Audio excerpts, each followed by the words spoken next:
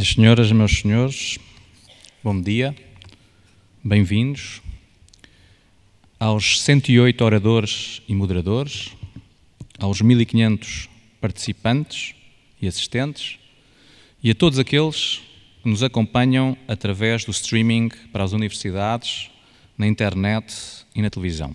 Hoje somos muitos.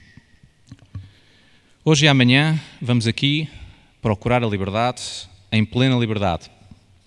Como Presidente do Conselho de Administração da Fundação Francisco Manuel dos Santos, quero expressar a todos o nosso compromisso com a liberdade e o pluralismo, que gostaríamos que todos utilizassem hoje e amanhã para discutir e pensar o nosso futuro comum.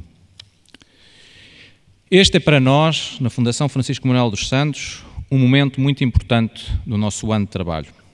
Hoje cumprimos a tarefa prioritária e primordial da nossa Fundação, convidar os portugueses a debater livremente. É para isso que existimos e certamente este encontro enche de orgulho a nossa Fundação. Existimos para prestar um serviço público a Portugal, informar factos, promover ideias e fomentar o debate público.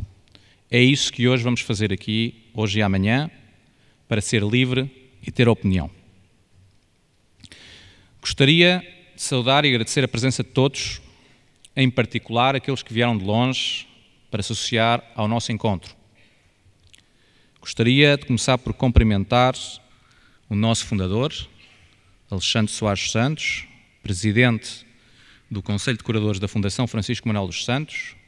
Foi a sua visão estratégica e a sua preocupação com o futuro dos portugueses e de Portugal que levou à gênese da nossa Fundação. Queria também cumprimentar todos os demais curadores, administradores, órgãos sociais da Fundação aqui presentes, muito particularmente os administradores executivos, António Araújo e David Lopes, e o diretor científico Pedro Magalhães, que comigo partilham a honra e a responsabilidade de desenvolver a missão desta Fundação. Distingo também os parceiros da Fundação nesta iniciativa, a TVI, o Diário Notícias, a Média Capital Rádios, a Câmara Municipal de Lisboa, a Accenture, a Jerónimo Martins, assim como tantos outros apoios e colaborações devidamente referenciados na documentação que vos foi distribuída. Queria também cumprimentar o Centro Cultural de Belém, nomeadamente o seu Conselho de Administração, que nos cedeu os espaços para esta procura e viagem da liberdade. Depois do Liceu Pedro Nunes em 2013, voltámos ao Centro Cultural de Belém em 2014, uma casa em que a Fundação se sente bem recebida. É uma honra e um prazer para nós realizar o nosso encontro anual pela segunda vez aqui. Gostaria também de agradecer a todos os que, com a Fundação e na Fundação, com enorme esforço, dedicação e entusiasmo, contribuíram para que este encontro se realizasse. Em particular, o Jaime Gama, administrador da Fundação e comissário do encontro, assim como o Conselho Científico que o acompanhou desde o primeiro momento, a Marina Costa Lobo, a Maria João Valente Rosa, o José Pena do Amaral, o José Tavares e o Gonçalo Almeida Ribeiro. A qualidade e o mérito da escolha dos 108 oradores e moderadores resulta do excelente trabalho que desenvolveram nos últimos 8 meses. Agradeço também à Comissão Executiva do Encontro, dirigida por José Soares Santos, administrador da Fundação, e à Multilem, na pessoa do Pedro Castro. A eles devemos a excelente logística que hoje todos encontramos aqui. Uma palavra muito especial à Teresa Mourão Ferreira, que mais um ano foi incansável na preparação deste encontro. E neste ano, muito especialmente, em que ela levou a sério o tema do nosso encontro de há 2 anos e nos está a ajudar a resolver o problema demográfico. Uma palavra muito especial de justo agradecimento e referência ao anterior Presidente do Conselho de Administração, António Barreto. Ele fez da liberdade a missão principal da nossa Fundação e o centro dos seus objetivos. A construção da liberdade faz-se no encontro de ideias, no debate de ideias, e este não teria sido possível sem o dinamismo que António Barreto imprimiu à nossa Fundação nos primeiros 5 anos de vida. Minhas senhoras e meus senhores, este é o 3º encontro da Fundação. Depois da população e da Europa, chegou a hora de procurar a liberdade. Uma procura absolutamente necessária, num momento muito complicado para a sociedade portuguesa. Enfrentamos hoje aquilo que é, na minha opinião, o maior desafio dos últimos 40 anos. Um processo de empobrecimento relativo, quando ao mesmo tempo impera o descrédito das nossas instituições públicas. Vamos, pois, discutir a liberdade num contexto em que Portugal precisa dessa liberdade para decidir o seu futuro. Vamos debater a liberdade com a seriedade, o rigor, a honestidade intelectual, que são apanágio do nosso projeto fundacional. Vamos pensar a liberdade com uma participação largada de todos. E por isso não estamos numa mera conferência académica. Estamos sim num encontro plural, aberto, vivo e livre. Também por isso queremos evitar o lugar comum político, a demagogia e a mera propaganda, que tanto contribuem e contribuíram para a desvalorização das ideias, para o debate inconsequente e para esse descrédito absurdo das nossas instituições. É por isso que, na minha opinião, a liberdade é hoje um tema perene. Mas é também um mundo diferente e uma sociedade que se transformou muitíssimo nos últimos 40 anos. A liberdade de 1974 será porventura distinta da liberdade de 2014. O que é a liberdade hoje? Mudou essa liberdade e se mudou, para onde vamos? Este é o programa deste encontro. Certamente existem fundamentos sociais, políticos, jurídicos, religiosos, culturais, económicos da liberdade. De tudo isto vamos falar, claro está, durante estes 2 dias. Mas uma das condições para que este debate se possa fazer é a opinião informada de cada cidadão. A opinião que se exprime sem medo e sem temor. E esse é o nosso compromisso aqui hoje. Esse é o nosso encontro. Minhas amigas e meus amigos, procurar a liberdade fecha com chave de ouro o primeiro ciclo de 13 anos dos encontros presente no futuro. Um compromisso assumido pela Fundação em 2012. Assumiremos certamente novos compromissos com o debate público e com a sociedade portuguesa, porque essa é a missão e o papel da Fundação. E continuaremos a trabalhar, e permitam-me que diga, muito particularmente com os mais jovens, que são o futuro do nosso país, porque acreditamos que a população, a Europa e a liberdade foram e são temas fundamentais para construirmos um país melhor. Declaro, pois, aberto o terceiro encontro presente no Futuro 2014 à procura da liberdade. Tem a palavra o Comissário do Encontro, Jaime Gama. Muito obrigado.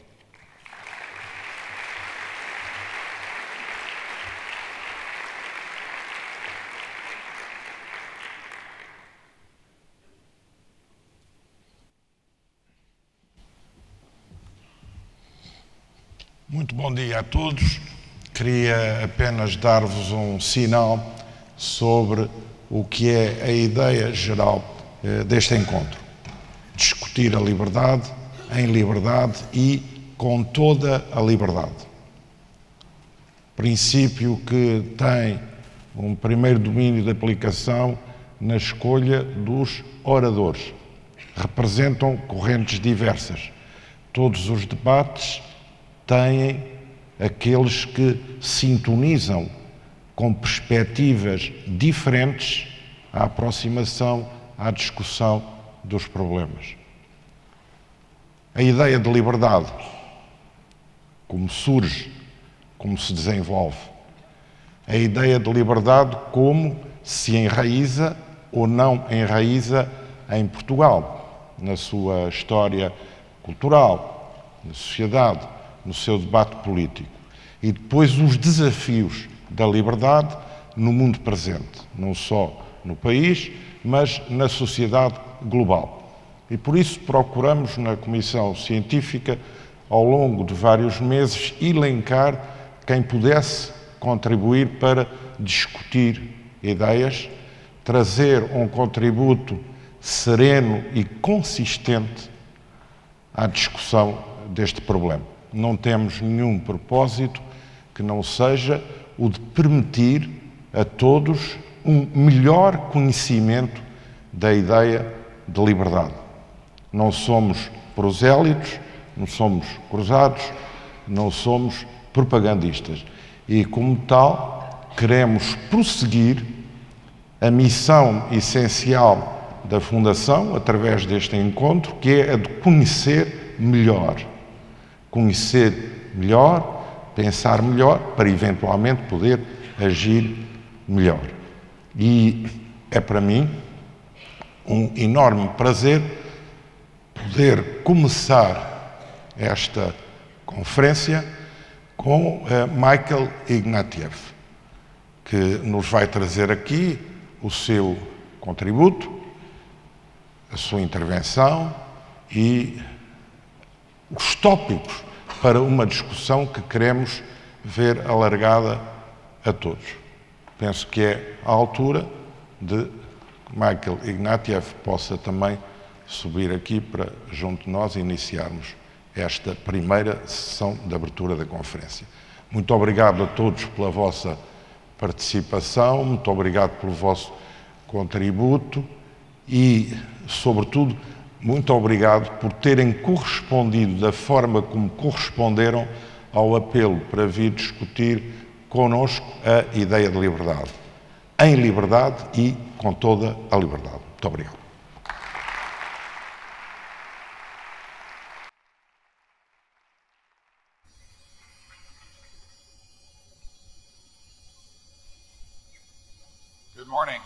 Bom dia, bem-vindos.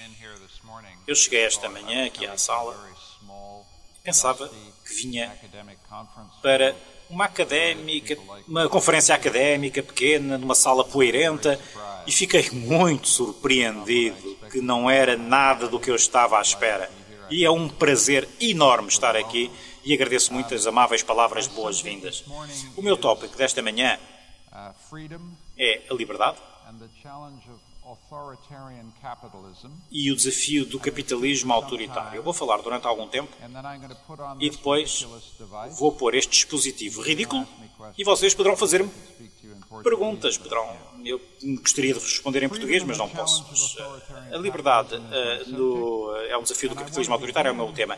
E gostaria de começar por vos falar de algo que aqueles de vós que gostam do Sherlock Holmes, tanto como eu, sabem do que eu estou a falar.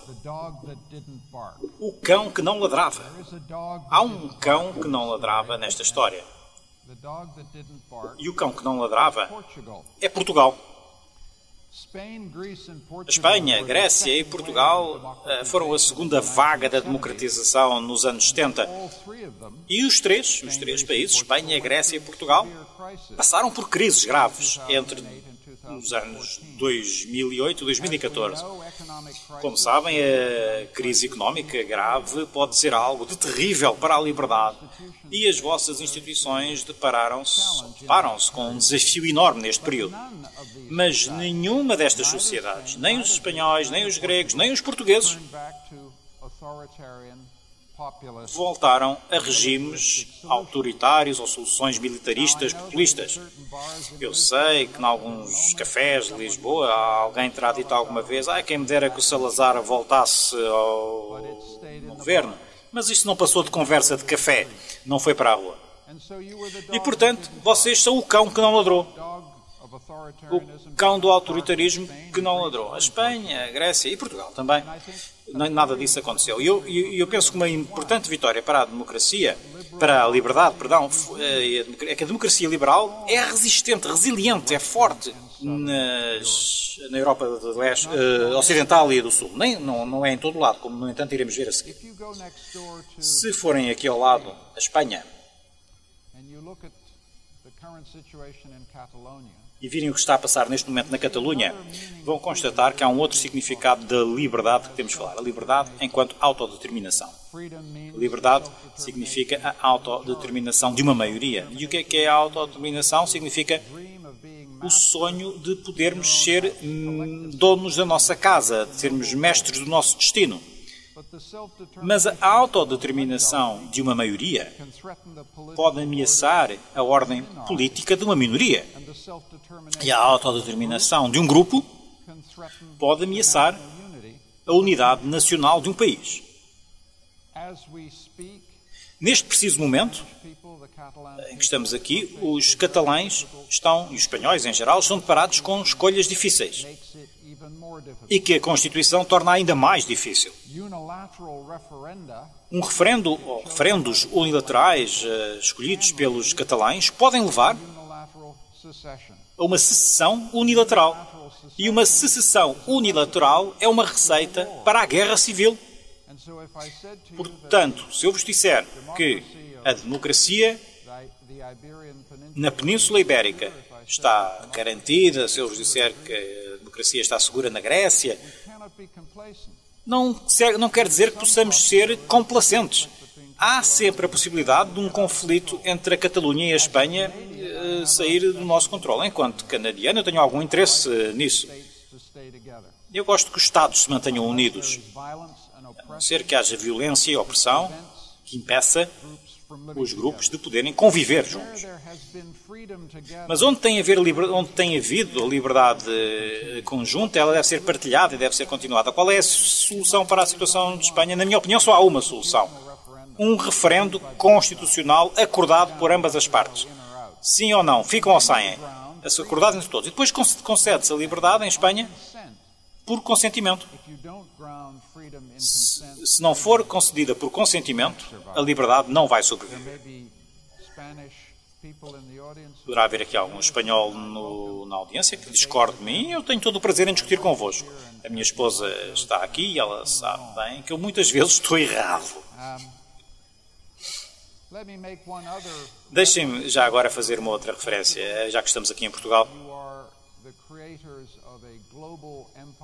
Vocês foram os criadores do Império Global, um império que desabou em 1974 e estão agora perante um quadro muito diferente. Há um Brasil que, independente desde o século XIX, é agora uma democracia. Há Moçambique, há Angola, que se libertaram do colonialismo, mas não se conseguiram encontrar a liberdade. Antes encontraram a Guerra Civil. Guerra Civil que terminou já há uns 25 anos. E estas sociedades estão agora a passar por um processo de crescimento, mas ainda não encontraram a liberdade. São regimes autoritários, capitalistas, no hemisfério sul. Descobriu-se que a liberdade e o petróleo não misturam bem, não vão bem um com o outro. Bom, passemos agora então àquele que será o cerne da minha intervenção. Eu chamaria esta intervenção introdutória uma tentativa para posicionar a problemática desta conferência numa perspectiva global. Gostaria de vos falar do capitalismo autoritário. O capitalismo autoritário são as democracias liberais, ou são o principal desafio e a dificuldade às democracias liberais no século XXI. São sociedades que são capitalistas em termos de funcionamento económico, autoritárias na sua forma de regime político e nacionalistas na sua ideologia. Estou-me a referir, naturalmente, à China, à Rússia, às repúblicas islâmicas na fronteira sul do antigo Império Soviético. Estou a falar de alguns Estados africanos, já referi aqui o caso de Angola e de Moçambique, mas estou também a referir-me muito mais próximos de nós, ao país de onde vem a minha esposa, Hungria. Aí, em finais de julho, o atual primeiro-ministro triunfou com uma margem substancial e em favor de um modelo de sociedade muito diferente daquele que nós temos vindo a defender na Europa Ocidental. Ele falou de democracia iliberal, democracia maioritária. E nós sabemos precisamente o que é que isso significa. Graças ao Viktor Orbán, sabemos o que é o capitalismo autoritário. O capitalismo autoritário a democracia sem Estado, um Estado não é de direito, sem imprensa livre, sem Tribunal Constitucional, mas que se chama a si próprio democrático, porque de 4 em 4 anos as pessoas podem votar. Esta é a forma de governo que, a meu ver, levanta os maiores desafios à liberdade no século XXI. Não só na Hungria, mas também na Roménia. E agora diz ter o apoio de quantas pessoas? Bom, somem os habitantes da China e da Rússia, 1,5 mil milhões. Muitos milhões de pessoas, milhares de milhões de pessoas vivem em regimes que são com uma economia de gênese capitalista, com uma política autoritária e com uma ideologia nacionalista. Não há uma separação de poderes, não há o Estado de Direito, não há sistemas de controlo, não há imprensa e comunicação social livre. São muito diferentes dos regimes que conhecemos durante a Guerra Fria. E é importante sublinhar que há aqui algo de novo debaixo do sol. Em vez de uma economia controlada, em que o Estado controlava a economia, estabelecia os preços, etc. Não, agora temos o capitalismo desbragado, em que os preços dos bens, petróleo, etc., são determinados pelos mercados globais e vão buscar capital ao mercado global. Em segundo lugar,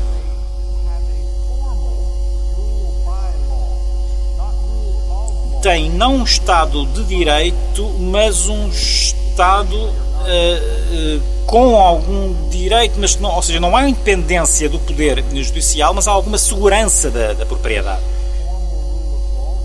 Esta forma de perversão do Estado de Direito vem substituir o que antes era um totalitarismo do Estado. Em alguns destes regimes há até algum pluralismo formal, político. Na Rússia há partidos que podem lutar pelo poder. A única coisa é que o partido do presidente ganha sempre. Há imprensa livre, há uma comunicação social livre, mas é sempre dominada pelaquela que é favorável ao presidente. E o mesmo se verifica também na Turquia. Este tipo de governo, o capitalismo autoritário, com algumas liberdades pessoais conjugadas com despotismo privado, é algo de novo no século XXI e é, como disse, a maior ameaça à liberdade do mundo ocidental, do mundo moderno. É também um sistema que depende do capital estrangeiro, capital externo, e esta pode ser uma fonte de vulnerabilidade. Aquilo que eu gostaria aqui de deixar claro, o essencial que eu gostaria aqui de sublinhar é o contraste entre as liberdades públicas e privadas. Estamos a falar aqui de sistemas de capitalismo autoritário em que as pessoas têm a liberdade de propriedade, de acumular riqueza, de transferir propriedade, de lançar um negócio. São liberdades importantes, são as liberdades do capitalismo, são vitais. São vitais para qualquer definição de liberdade. Para além disso, as pessoas até têm a liberdade de viajar, de se deslocarem, de saírem e de voltarem ao país. Eu penso que uma das coisas que me levou a apreciar mais o mundo pós-1979 foi estar numa estância turística com a minha esposa, numa ilha das Caraíbas, Antigua, se não estou em erro, e de repente comecei a ouvir alguém a falar russo. E vi pessoas com aqueles chapéus esquisitos que eles usam no Mar Negro, com uns fatos de banho pouco ortodoxos, em irem tomar banho, e apercebi-me que pela primeira vez os russos estavam a viajar livremente para o estrangeiro. Esta é uma liberdade extremamente importante, mas não é uma liberdade pública. A liberdade pública é a liberdade de voz, de expressão, de participação pública, das ONGs se organizarem, se mobilizarem, de criticarem a liberdade da sociedade civil. Estas sociedades, a China, a Rússia, a Hungria, a Roménia, a Turquia, permitem aos seus cidadãos terem liberdades privadas, liberdades capitalistas, mas negam-lhes as liberdades públicas. E esta é uma negociação nova, uma divisão nova, uma forma de meter o governo autoritário permitindo algumas liberdades, mas não outras. E é uma fonte importante de estabilidade para o futuro. Aquilo que eu queria aqui sublinhar é que nós temos que perceber a medida em que a globalização permitiu o autoritarismo. A globalização fez com que este tipo de autoritarismo fosse possível. Porque a globalização a expansão das liberdades de mercado globais, criou uma classe média relativamente ampla na China, na Rússia, na Hungria, na Turquia, na Roménia. E essa classe média, de repente, passa a ter um papel e um interesse num status quo que passa por uma falta de liberdade pública. Essa classe média tem interesse na ordem e estão dispostos a sacrificar as liberdades públicas para manterem essa ordem. E aqueles que querem a liberdade pública, e podem crer que há milhões de pessoas que querem essa liberdade pública, querem em Hong Kong, liguem as televisões hoje de manhã, podem ver os cidadãos de Hong Kong a manifestarem-se pacificamente nas ruas de Hong Kong, tal como vimos os moscovitas a manifestarem-se corajosamente em 2012. Estes regimes estão a conseguir criar umas certas bolhas em que a liberdade pública se exprime, mas que ficam isolados do resto da sociedade de uma forma que a liberdade e a mensagem e os pedidos desta liberdade pública acabam por não se espalhar. Hong Kong ficou completamente isolado da China continental e nós vemos essas demonstrações em Hong Kong, mas não as vemos na China continental. Eu penso que isto nos leva a termos que confrontar alguns dos mitos da globalização em que todos acreditamos. E penso que um deles é o mito da convergência. A ideia de que uma interdependência económica global irá criar uma classe média globalizada com valores e interesses convergentes. Que todos vivemos num aeroporto de partidas, sabem como é a sala, o lounge do aeroporto de Frankfurt ou de Heathrow em Londres, em que somos todos uma classe média global. E isso produz uma convergência de valores e de interesses. E ao produzir uma convergência de valores e de interesses para esta classe média global, produz também uma convergência de regimes. E isso parece-me ter sido uma ilusão. Pelo contrário, a globalização, o que me parece, é que tens vindo a estabilizar numa alternativa autoritária ao capitalismo liberal. Para além desta convergência, ou este mito da convergência, há o mito do um só mundo. A aliança mundial do mundo. Existe, aliás, uma fusão de companhias aéreas chamada One World. Bom, esta é uma metáfora para uma certa ilusão de que a globalização da tecnologia e dos mercados irá produzir uma partilha de informação em todo o mundo e a partir dessas partilhas de informação teremos partilhas de valores. Eu penso que uma das coisas que mais nos chocou a todos e é muito importante é que o crescimento global da internet não produziu um mundo comum de informação partilhada, a partir da qual a convergência de interesses, a convergência de valores, a convergência de regimes pudesse acontecer. Em vez disso, aquilo a que temos vindo a assistir é a uma autarquia. A-U-T-A-Q-I-A em português. Autarquia. Ou seja, sistemas de informação separados que estão isolados uns dos outros. Aquela conversa do um só mundo não conseguiu perceber a medida em que Portugal é o limite do seu próprio mundo. A Espanha é o limite do seu próprio mundo. O Brasil é o limite do seu próprio mundo. O Canadá, o meu país, é o limite do seu próprio mundo. Nós estamos muito mais em caixas de informação que são autarquicamente isoladas umas das outras do que este mito da convergência global nos quer fazer crer. E isto é particularmente importante em termos políticos em locais como a Rússia, a China, a Turquia, a Hungria, a Roménia. Os meus exemplos de capitalismo autoritário. Já não há um controle estatal dos meios de comunicação social. O que há é a venda dos meios de comunicação social aos grandes poderes, aos lobbies do regime. E eles depois fazem o que querem disso. Mas os resultados são que os regimes que têm uma enorme capacidade de criar as suas próprias realidades. O Putin criou a sua própria realidade. Erdogan na Turquia criou a sua própria realidade.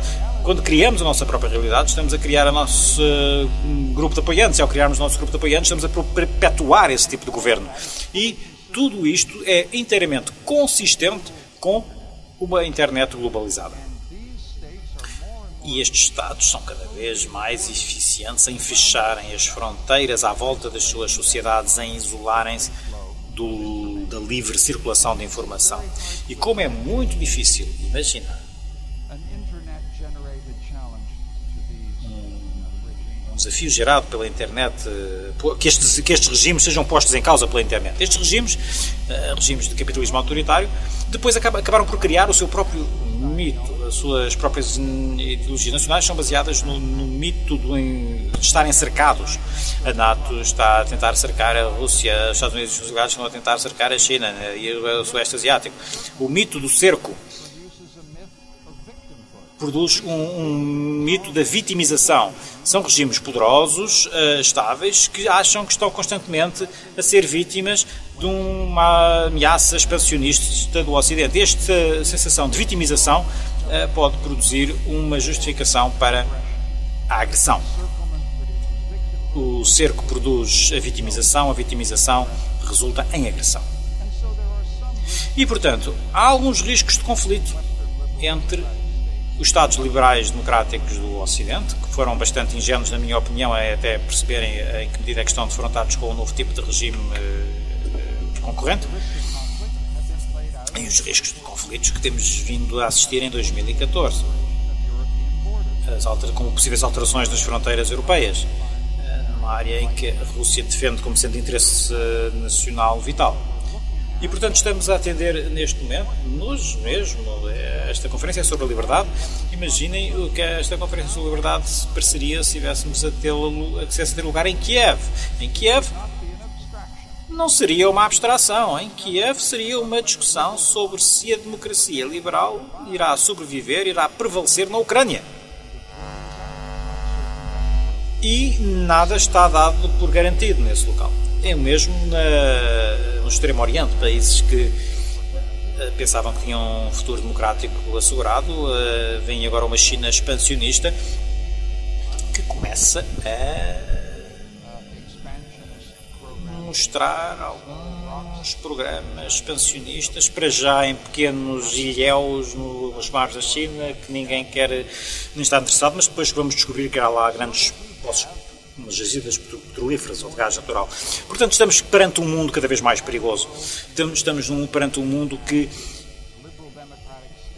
há Estados liberais democráticos que foram vítimas dos mitos da convergência, do um só mundo, perante regimes que se consolidaram, estabilizaram, regimes autoritários, e que ainda assim acham que são eles as vítimas.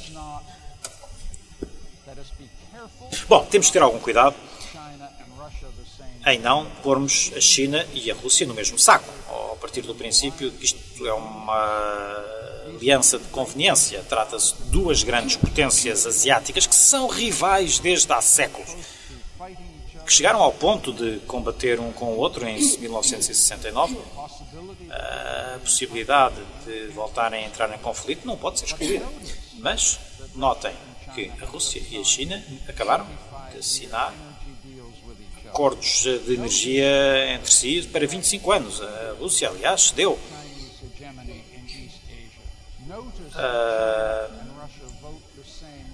Têm vindo a tomar decisões conjuntas e têm vindo a votar no mesmo sentido. Por exemplo, quando se tratou de derrubar o regime ditatorial na Síria, e têm vindo em termos geoestratégicos, a estar sempre juntos em qualquer coisa que seja proposta pela Europa ou pelos Estados Unidos.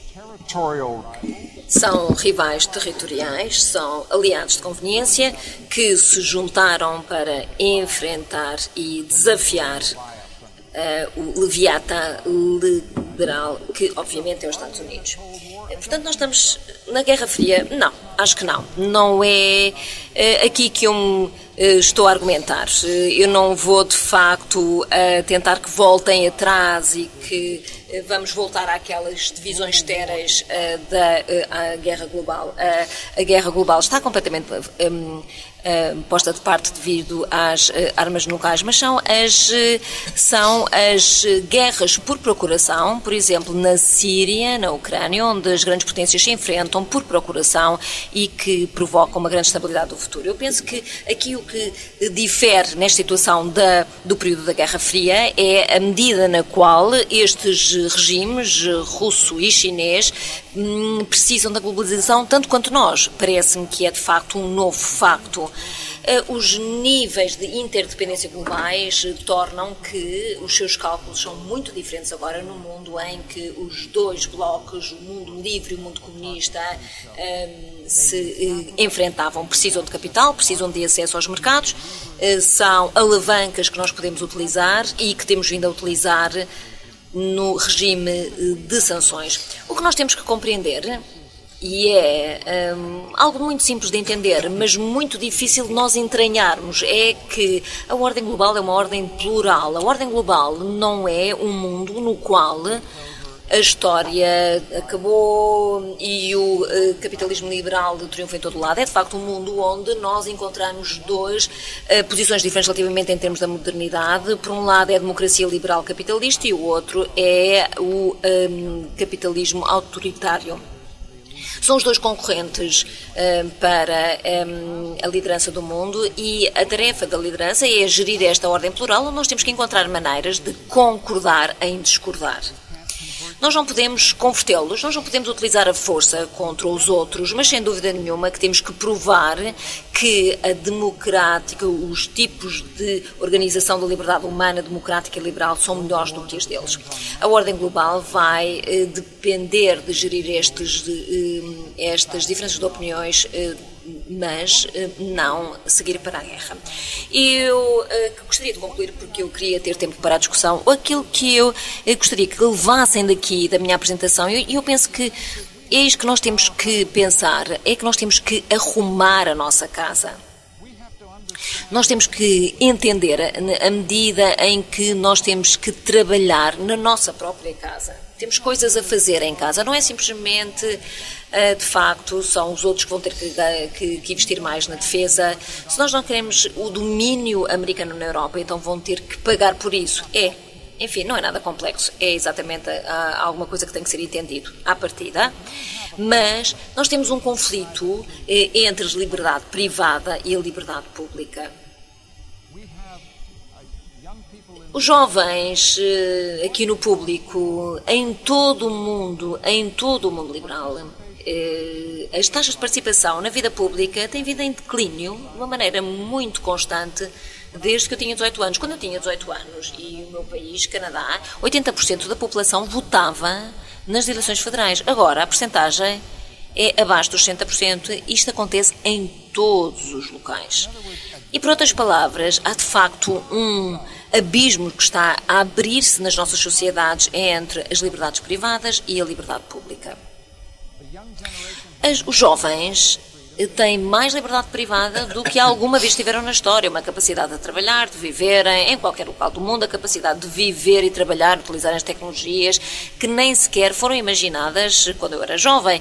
Isto é uma oportunidade extraordinária, mas parece que foi arrancada ou que veio em contraste de uma falta de participação na vida pública. E temos também de que enfrentar este problema da oligarquia. Nós temos que lidar com o problema do domínio do dinheiro. Eu ensino uma universidade e muitos dos vossos oradores ensinam também universidades.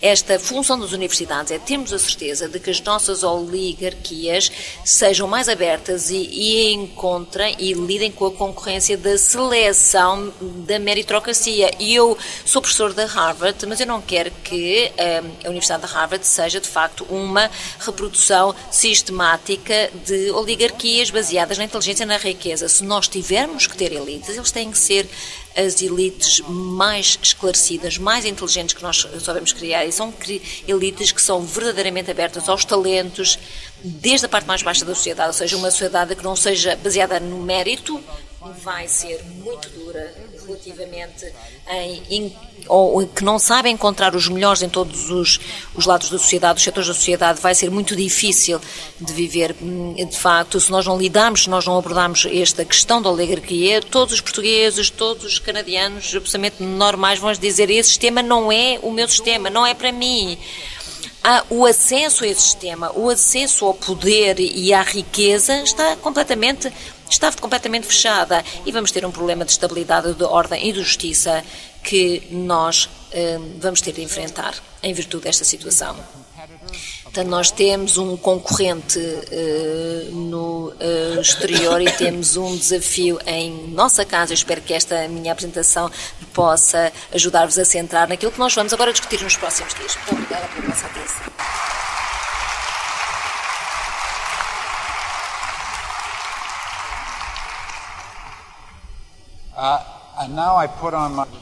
E agora vou pôr aqui os meus ouvidos de coelho, diz o orador, ou seja, está-se a referir aos escutadores de interpretação. Bem, o que é que acontece agora com as perguntas?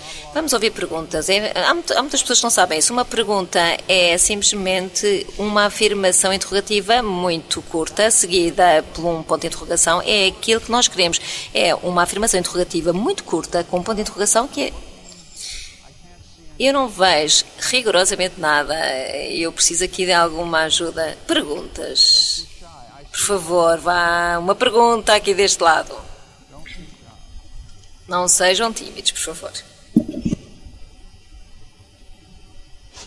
Bom dia. Desculpe fazer-lhe a pergunta em português.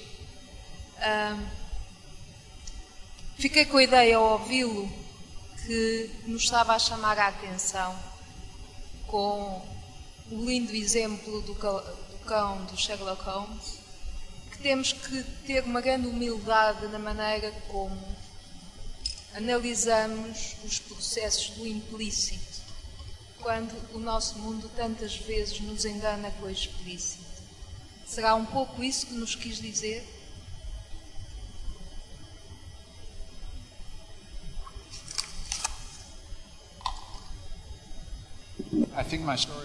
Eu acho que a minha história do Sherlock Holmes era simplesmente querer dizer que há muitos países com passados autoritários se enfrentam graves dificuldades económicas, podem voltar atrás. Este passado autoritário é muito próximo, e também na Grécia a mesma coisa, e na Espanha também este passado do autoritarismo está muito próximo. E nenhuma destas sociedades voltaram atrás. E eu queria dizer simplesmente que os sociólogos poderiam ter esperado que, e enfrentados com estas dificuldades económicas, enfrentados com esta fragmentação económica, enfrentados também com a crise, poderia ter sido bastante tentador seguir uma solução autoritária e utilizá-la como uma solução para Portugal. Mas, de facto, não foi o caminho seguido. O caminho seguido, de facto, não foi perfeito. Eu não estou de facto, aqui a congratular as ações dos políticos atuais de Portugal. Não. Os senhores é que têm que decidir o que é que... a vossa crítica. Eu só estou a dizer que aquele cão autoritário com dentes afiados não mordeu. E isto é algo muito positivo.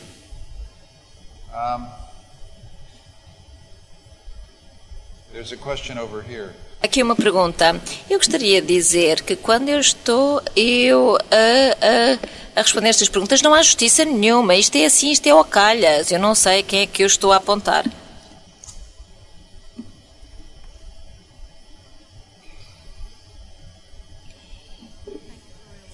Muito obrigada pela sua palestra. Eu gostaria de lhe pedir se acha, como nós no Ocidente estamos a forçar a liberdade em todo o mundo, pode contribuir para diminuir a existência de liberdade em todo o mundo. Pode haver algumas implicações disto que me está a dizer na outra pergunta. Eu sei que sou como um promotor da democracia americana, mas de facto eu sou um canadiano e uma pessoa humilde que ama de facto a paz e não a guerra. Mas, e com todo o devido respeito, eu não vejo qual é agora o interesse de pedir desculpa. De facto, tudo bem, nós podemos ser humildes com a nossa liberdade, sim senhora.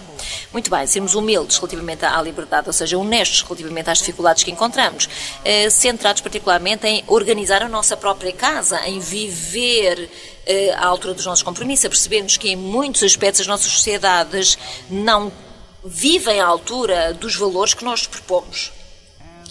E existe uma diferença entre isto que parece que revela grande honestidade e grande humildade e recusar a defender a liberdade quando as outras pessoas também as exigem.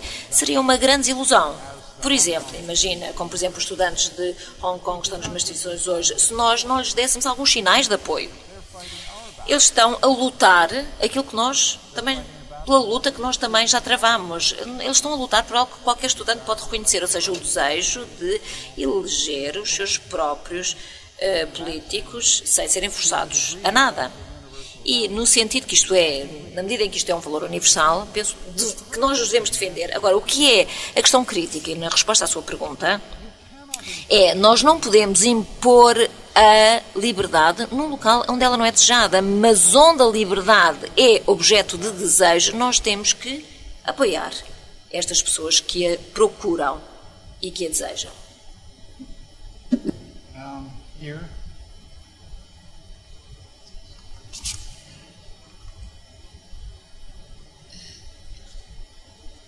Obrigada pelas palavras inspiradoras.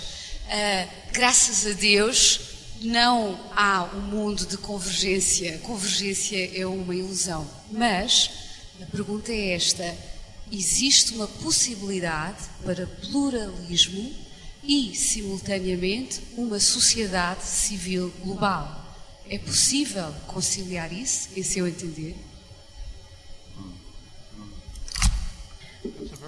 Isto é uma ótima pergunta, sobre se é possível ter uma sociedade civil global e que está relacionado também com a pergunta anterior, ao fim e ao cabo.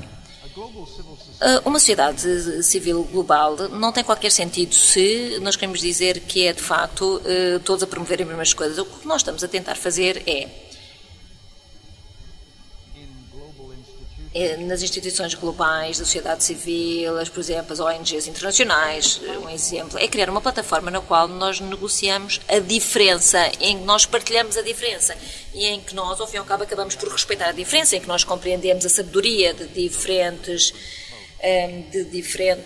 valores para diferentes pessoas.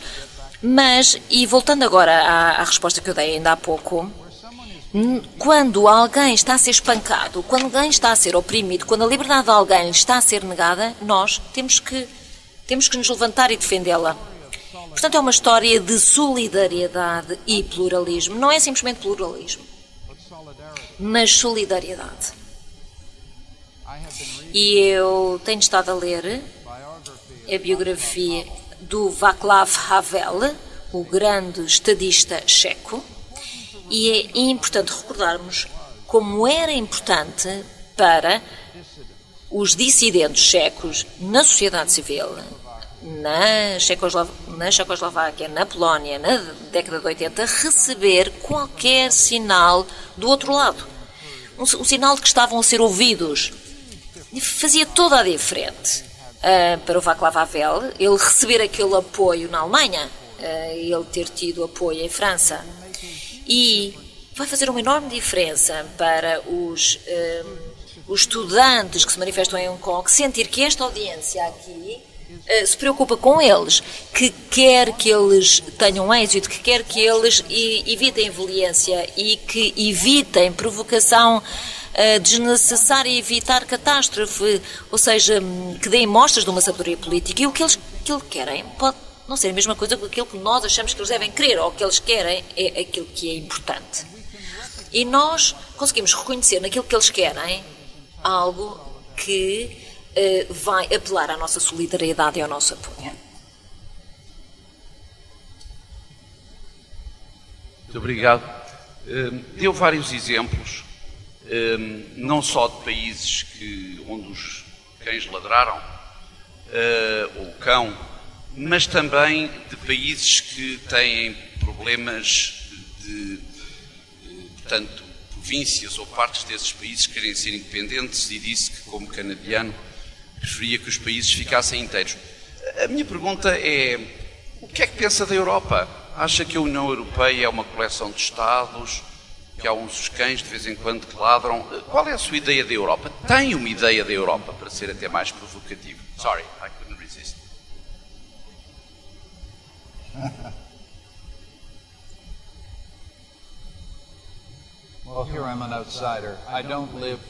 Bem, e de facto eu não vivo as frustrações diárias que as elites políticas vivem com os regulamentos europeus, com a interferência europeia. Eu estava num táxi ontem e ouvi um estudante português a dizer-me que quando Portugal se juntou à União Europeia tinham que diminuir a frota pesqueira, que estavam muito satisfeitos com a dimensão da frota pesqueira, e agora vocês viram o custo, o preço que custou foi terem cortado na frota pesqueira, e que houve um retrocesso de 600 anos, de 6 séculos. Portanto, todos os países europeus contam uma história semelhante de frustração.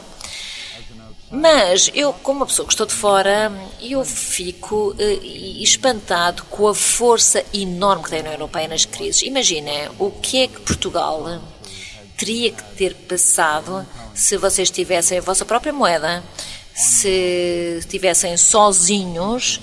Eu penso que a União Europeia provou durante esta crise esta capacidade de ser um absortor de impactos. Por um lado, um absortor de impacto, mas por outro lado, obrigando-vos a fazerem alterações que não queriam fazer. E uma das lições relevantes que podemos trazer da crise europeia é que a integração europeia obriga as elites a fazer coisas que elas não querem fazer e que são o interesse que são a favor do seu país. O Grécia é um ótimo exemplo. Há uma maneira em que, de facto, as restrições impostas pela Europa na Grécia forçou a elite a lidar com a invasão fiscal, forçou a elite grega a lidar com a corrupção, obrigou a elite a tomarem medidas que eles não podiam tomar de outra maneira. E o que é curioso é que, de facto, depois as elites dos países podem, de facto, culpar os outros. Olha, a culpa é dos alemães. É ótimo. A democracia precisa de válvulas de segurança deste tipo, porque os políticos não querem assumir a responsabilidade. Muitas vezes é, de facto, uma válvula de segurança muito útil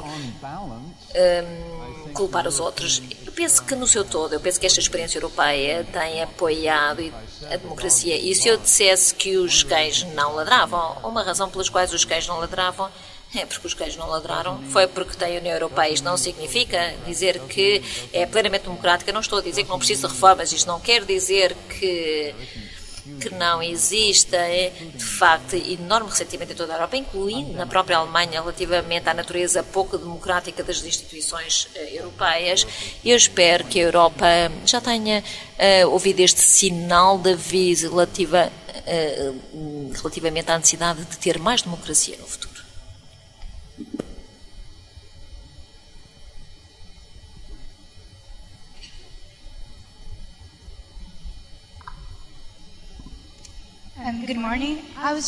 Muito bom dia. Eu questiono-me se nós pegamos como referência no nosso simplesmente documentário sobre a situação espanhola, mas o referente espanhol. Qual é a opinião sobre o facto de que as democracias limitam a liberdade ou as opiniões da maioria? Muito obrigada. Esta é uma ótima pergunta. E eu pego nas expectativas dos catalães relativamente à autonomia, enfim, muito a sério, assim como eu também levo muito a sério as expectativas. Bem, a ideia do Canadá é que nós temos, de facto, sermos um país bilingue, e esta impenetração, enfim, faz parte daquilo que é o Canadá. Mas isto não responde à sua pergunta. A minha ideia sobre esta questão da autodeterminação na Catalunha é que se nós pensarmos num problema porque há a maioria esmagadora a favor da separação, da independência da Catalunha? Nós não sabemos, porque de facto não há processo constitucional que permita o referendo. A minha recomendação, de facto, seria essencial para o Parlamento espanhol e para os tribunais espanhóis encontrarem uma maneira dentro da Constituição para poderem consultar o povo catalão sobre o seu futuro. Não podem manter as pessoas num país contra a sua vontade. As fundações, os fundamentos da liberdade é exatamente o consentimento. Mas o que eu gostaria de enfatizar, e eu tenho uma opinião fortíssima sobre este ponto, é que há muitas pessoas que acham que estão tanto catalães quanto espanhóis. Assim como no meu país existem pessoas que também são tanto do Quebec, mas também canadianos. Como na Escócia havia pessoas que eram tanto escoceses quanto britânicos, em igual medida. E a minha objeção ao separatismo na Europa baseia-se no facto de que vai ser muito duro para as pessoas que têm lealdades divididas. E eu suspeito que estas pessoas com lealdades divididas são de facto a maioria. Eu não sou contra a independência no caso em que tenha existido violência, quando as pessoas foram obrigadas a manterem-se no Estado à força, onde houve uma opressão real, onde houve brutalidade. E eu penso que as pessoas vão fazer aquilo que têm que fazer e tornarem-se independentes. E vimos que isto aconteceu na Europa. Mas num caso, como na Catalunha, em que viveram num regime constitucional que não é opressivo, que lhes permitiu viver, falar a sua própria língua e defenderem a sua própria cultura e, em termos económicos, desenvolverem as suas atividades, o custo é que há pessoas que vão ficar cortadas ao meio. Vai ser o custo desta independência. E a minha ideia de política é que há algumas opções que nunca devemos obrigar as pessoas a fazerem. E uma destas opções é que nunca devemos obrigar uma pessoa a escolher entre partes da sua alma. Se me perguntar porquê que eu tenho esta opinião tão forte, é exatamente por isto. Não é que eu não simpatize com o desejo da Catalunha de ter mais liberdade, mais autonomia dentro de um regime constitucional. Não, eu estou preocupada com aquelas pessoas que eu conheço em Barcelona, que se sentem um bocadinho catalães, outra vez que se sentem espanhóis, quando o Barça ganha, sentem-se mais catalães, quando a seleção espanhola ganha na Taça do Mundo, eles sentem-se mais espanhóis. É este tipo de identidade a que eu me estou a referir. E é a identidade que vai ter que ser dividido ao meio nestes casos.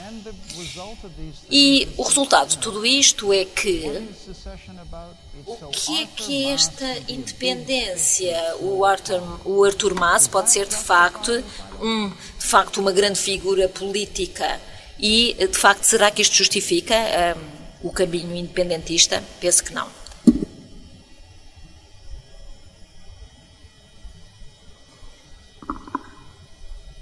Muito bom dia. Li há dias um texto que dizia: quando há pobreza, não há liberdade. Quando não há liberdade, não há cidadania.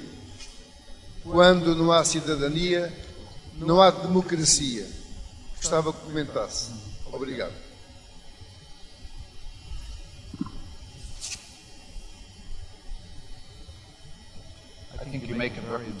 E eu acho que esta questão é muito relevante. A igualdade de cidadania, uma igualdade de direitos, o direito de votar, não tem qualquer sentido se nós sentimos que não vai ter qualquer impacto na nossa situação económica. E nós não podemos falar acerca de uma comunidade de cidadãos que esteja dividida entre os muito ricos e os muito pobres. Tem de existir uma ligação, enfim, no meu entendimento do que é a liberdade, tem que haver uma relação, uma ligação nesta ideia de igualdade cívica, ou seja, a igualdade dos cidadãos e igualdade social. E nós temos, de facto, uma grande discussão sobre o que é que significa, de facto, a igualdade social. E é aqui que os nossos partidos políticos têm opiniões divergentes. Alguns que pensam que de facto é o governo que tem que fazer que sejam mais iguais as condições das pessoas na sociedade através da tributação. E eu acho que nós pagamos um preço na liberdade quando vamos pagar o preço da liberdade.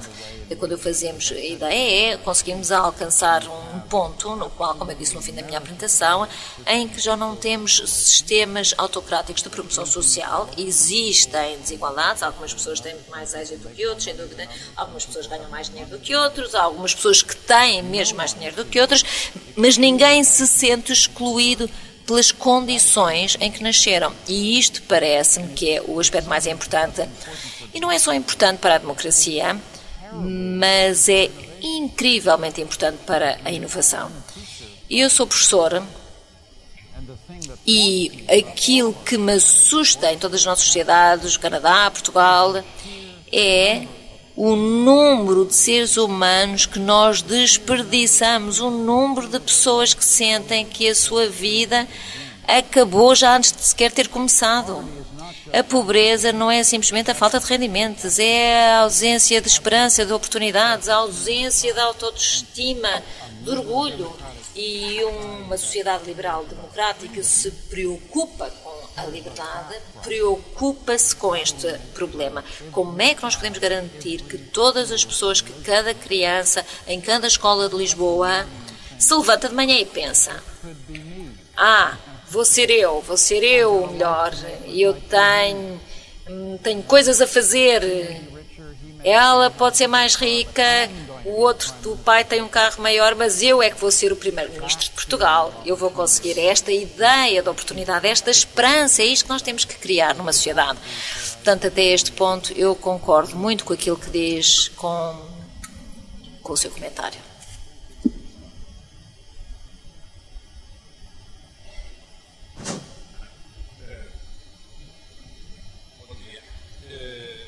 Sob o ponto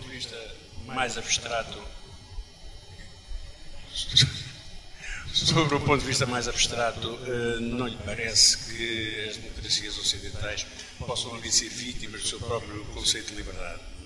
Como exemplo, qualquer comunidade islâmica pode construir uma mesquita em qualquer país ocidental e, no entanto, acho praticamente impossível construir uma igreja cristã em qualquer país islâmico. E isso, enfim, tem todas as consequências que se estão a verificar agora no Médio Oriente. Qual seria a sua opinião sobre esse assunto?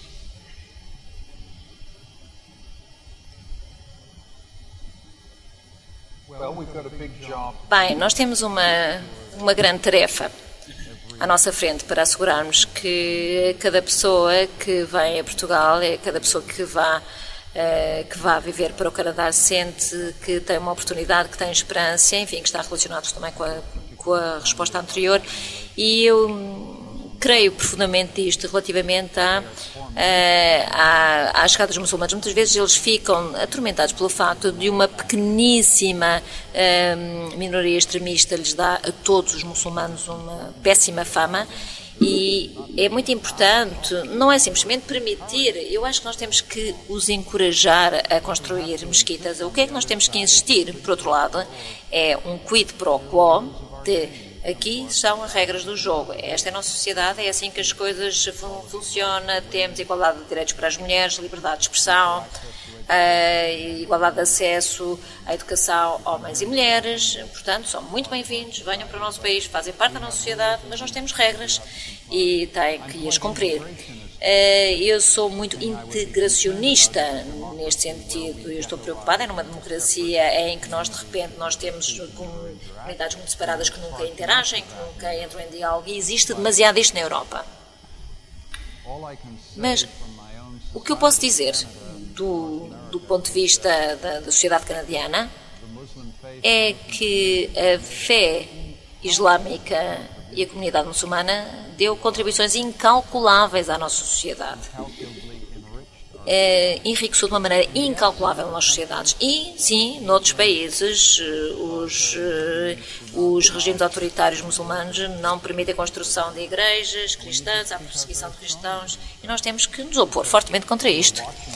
Nós estamos a ver ainda nestes dias a exterminação deliberada de multiculturalismo otomano no Médio Oriente, ou seja, a perseguição dos cristãos, a perseguição do yazidis, eliminação de uma forma antiga de tolerância multicultural que existia nas mãos de fanáticos salafitas e wahhabistas. Isto não nos vai fazer alterar a nossa integração, a nossa incorporação daqueles que vêm na nossa sociedade. Eu sou filho de imigrantes, portanto, para mim, eu levo isto muito a peito. O meu pai chegou ao Canadá com rigorosamente nada. E eu já tive uma boa vida. E eu defendo acerrimamente a ideia de que a liberdade é indivisível, que o minuto em que as pessoas se tornam cidadãos do nosso país é uma questão de honra, é uma questão de também estratégia. Eles têm que ser tratados como cidadãos de pleno direito. Por outro lado, há também regras de cidadania que eles têm de cumprir. Muito obrigada. Thank you very much.